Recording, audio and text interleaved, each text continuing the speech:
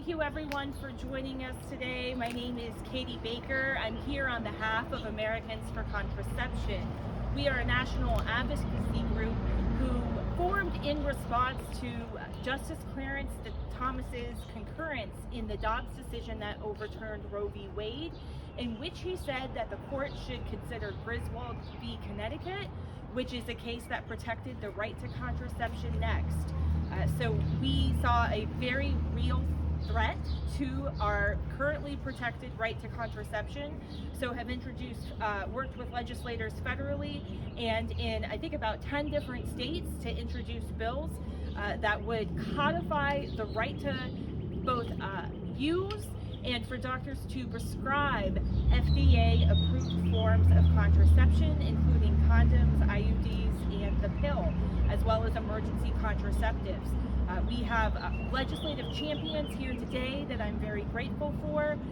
Senator Ghazala Hashmi has been the champion of the bill in the Senate, as well as Delegate Marcia Price, who wasn't able to be here today from Newport News, carried the bill in the House. They have, with only a handful of Republican votes, been able to send that bill to Governor Youngkin, thanks to Democrats controlling both chambers of the General Assembly. And we are now calling on him to please sign this bill. So with no further ado, I will introduce Senator Hashmi. Senator. Thank you so much, Katie. Thanks for bringing us together, and good morning to everyone. Thank you for being here today, and I really want to thank our host, Dawn Hanson, who I know had planned to be here, but unfortunately is sick today, but we certainly want to thank her. We have returned to Charlottesville almost a year to the date when we were here last year, because we are working to spread the word in every corner of the Commonwealth that the threat to contraception is real and that we have to respond. That's why Delegate Marcia Price and I introduced the Virginia Right to Contraception Act, and it's why we're here today calling on Governor Youngkin to sign this critical bill into law. You know, Trump 2.0 hit the ground running on the next round of attacks on our reproductive rights. And as you might recall, the freeze on foreign aid has been devastating to people all across the globe. This administration has now blocked over $600 million in already approved funds for family planning assistance worldwide. And that assistance provides critical contraceptive care to over 47 million women and couples every year, and it prevents 17.1 million unintended pregnancies. The Guttmacher Institute notes that this funding saves 34,000 women and girls from pregnancy and childbirth complications that could lead, sadly, tragically, to death. This freeze is in addition to Trump's reinstatement of the global gag rule, which cuts off funding from organizations that provide contraceptive services all around the world. And now Donald Trump and congressional Republicans are looking to gut Medicaid in order to pay for tax handouts to billionaires, not even millionaires, but billionaires like Elon Musk. You know, Medicaid serves over 13 million women and girls of reproductive age right here in America. And in fact, Medicaid is the single biggest payer of family planning services for low-income women. So Trump and congressional Republicans are eyeing over $880 billion in cuts to Medicaid over the next 10 years so that the ultra-wealthy can get tax breaks, massive tax breaks. This is going to be devastating for the millions of individuals who rely on Medicaid in order to access contraceptives such as Plan B and IUDs. Last year, Republicans tried to gaslight Virginians by saying that the right to contraception was not something to worry about. But yet here we are in a second Trump administration where the president is already showing he does not care about the law. We're here facing someone who said he would not operationalize Project 2025, but he has already put the wheels into motion and has accomplished almost 41% of what that disastrous plan outlined. So it's very clear that state governments have to be the brick wall in the second Trump administration, just as we were in the first Trump term and as we have been in the Virginia General Assembly in the Youngkin administration.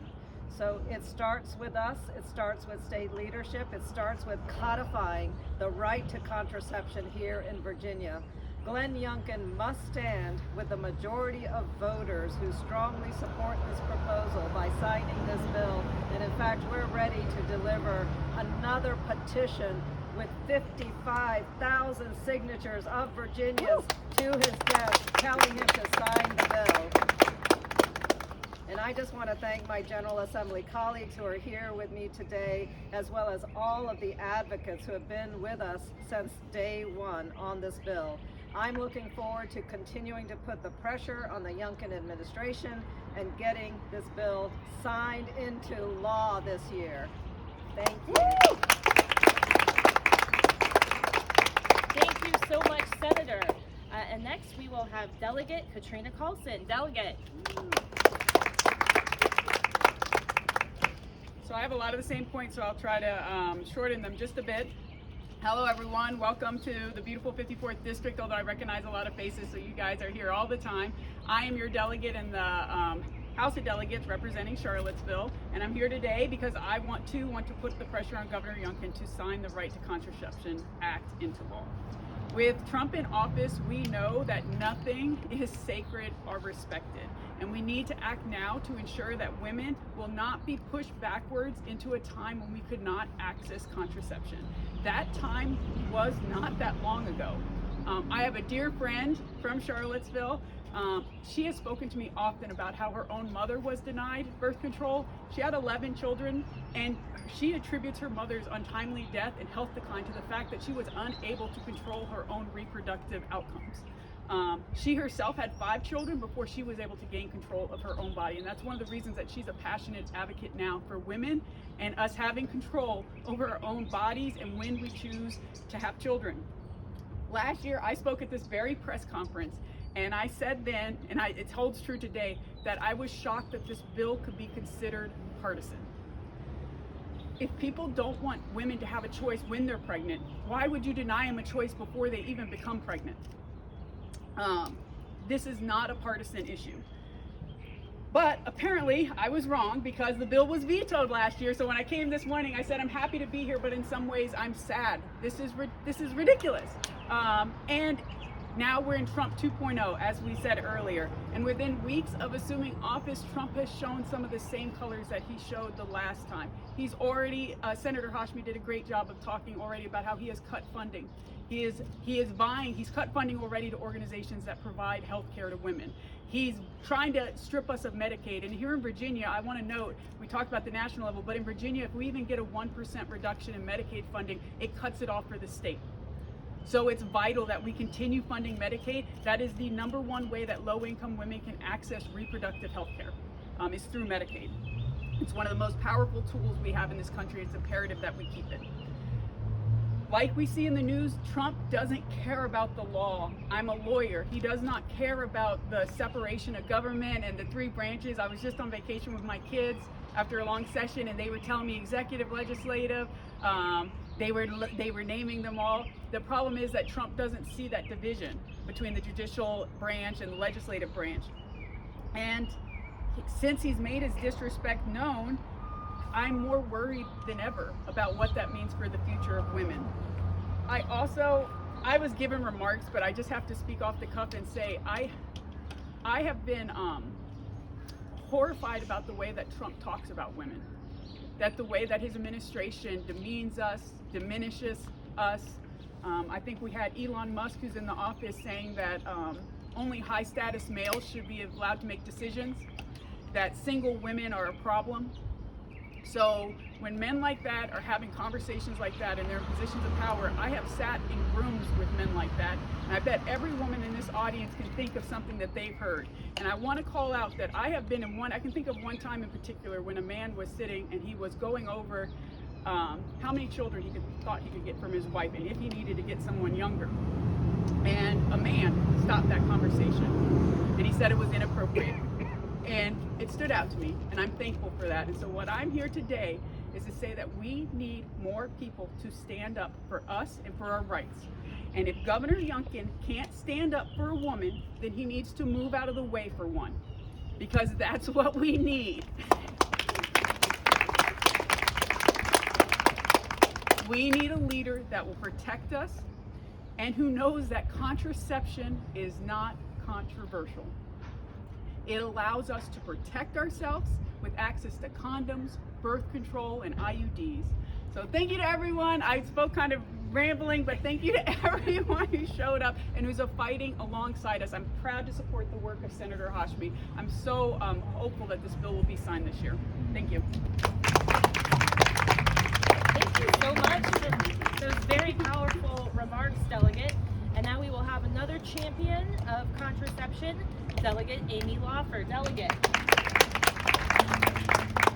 I too have my remarks, and I want to talk off the cuff too, because the idea that a woman cannot control her own body and decide when she wants to have a family, it's un-American, actually, to not be able to control our own rights. And I too have a mom that had 8 children, and the same thing. You know, she tried to go to her doctor for contraception, and they wanted to know what my dad thought about that. That is not that long ago, and that is what we're facing right now. We know with the Trump 2.0 and Elon Musk, they've taken a chainsaw to many of the norms and customs we've held dear for decades. And we've seen an onslaught of new attacks on reproductive rights, both abroad and here in the United States. We are here because there is no right is safe in this second Trump term, including the right to contraception. Governor Youngkin and Lieutenant Governor Sears are now rubber stamping all the havoc that the federal administration is causing. From firing our federal servants, shaking the Virginia economy, and freezing hundreds of millions of dollars of contraceptive services for women all around the world. Virginia is now the only safe haven in the South with reproductive rights. But this issue we know is not partisan. Women in the Republican Party too believe that there should be a law signing contraceptive care into law. The challenge now is that we've seen the Republicans bow down to the most extreme wing of their party. These are the same people who actually thought that IUDs could cause an abortion. They don't even acknowledge the fact that contraceptive is used for so many other health issues. And that's why I'm here today. I stand alongside my colleagues calling on Governor Youngkin to join the bipartisan majority of Virginians who want our state leaders to protect the fundamental right to contraception. We cannot afford to take any more steps down and back when it comes to reproductive rights. Everyone here knows that, and that's why we're here calling for the governor to sign this bill into law. And I want to also just say thank you to all of my colleagues, including Senator Hashmi, for being a champion on reproductive freedom. And I'm really grateful that we have advocates here that are in the profession fighting each and every day to safeguard our reproductive freedom. So thank you. Thank you, Delegate, for those powerful remarks. And also just wanted to name Senator Creedy wanted to be here today, but he was a champion of this bill. There are very slim margins in the Senate, and we had his vote, so just wanted to thank him. Next, we will have Vic Bermudez from Whole Women's Health Alliance. Vic. Thank you and good morning. I'm Vic Bermudez, and I serve as the Virginia Advocacy Manager at Whole Women's Health Alliance, where we are at the intersection of direct patient care and advocacy, and I'm honored to speak with you all this morning about the Right to Contraception Act and the impact that it'll have on our patients, our providers, and our communities. For far too long, our bodies have been used as political bargaining chips. For far too long, our health and our futures have been debated, legislated, and determined by anyone but us. In the coming days, Governor Youngkin will face a decision that will affect the lives of the communities, the people in communities that we cherish. And it is crucial that we remember this decision should not be his to make. When it comes to our bodies, we are the experts. We do not need them to determine if we are trustworthy, capable, or knowledgeable. We need them to step aside and let us regain full control of our bodies, futures, and health. The Right to Contraception Act is about access to critical health care. It will ensure that our communities are handed back the power of deciding when and how to start a family or not. But contraception is not just about family planning. It is also used to manage chronic conditions like endometriosis, PCOS, and other reproductive health issues. For so many people, birth control is not just a means to avoid pregnancy, but it is also a tool for managing pain, regulating cycles, and treating conditions that have long been ignored and untreated. This piece of legislation will also ensure that our providers have the freedom to deliver the care our patients need without barriers, and that each person is given the support, information, and respect that they are due. At Whole Women's Health Alliance, we are committed to standing by our patients and providing the care they need and fighting tirelessly for their right to exercise their autonomy.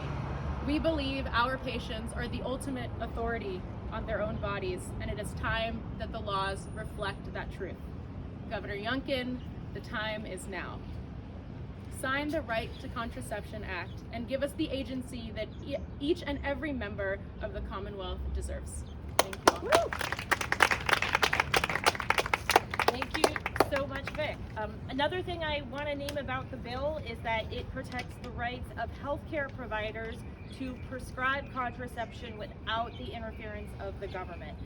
So excited to introduce Dr. Laura Parsons. Doctor. Good morning. My name is Laura Parsons, and I'm an OBGYN physician here at the Commonwealth of Virginia.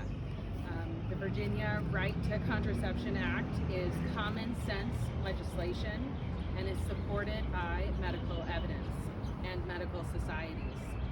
Every day for nearly 10 years, I have taken care of Virginians and prescribed contraception. We all know the many benefits of contraception. I use it to treat young patients that suffer from debilitating cramps each month that keep them out of school. I use it to prescribe to older patients who have perimenopausal symptoms that are so debilitating that they can't work effectively. I've treated patients in the emergency rooms who come in with ovarian cysts and pelvic pain. These are patients that I see every single day and treat with contraception. It changes their lives and their families' lives. Virginians want to work, they want to go to school, and they want to live healthy, productive lives. Contraception helps them do that. This act is sensible legislation that would protect their access in Virginia. Thank you. Thank you so much. And next we will have a young person sharing why contraception is so important to the future. So Julia Shuttleworth, happy to have you.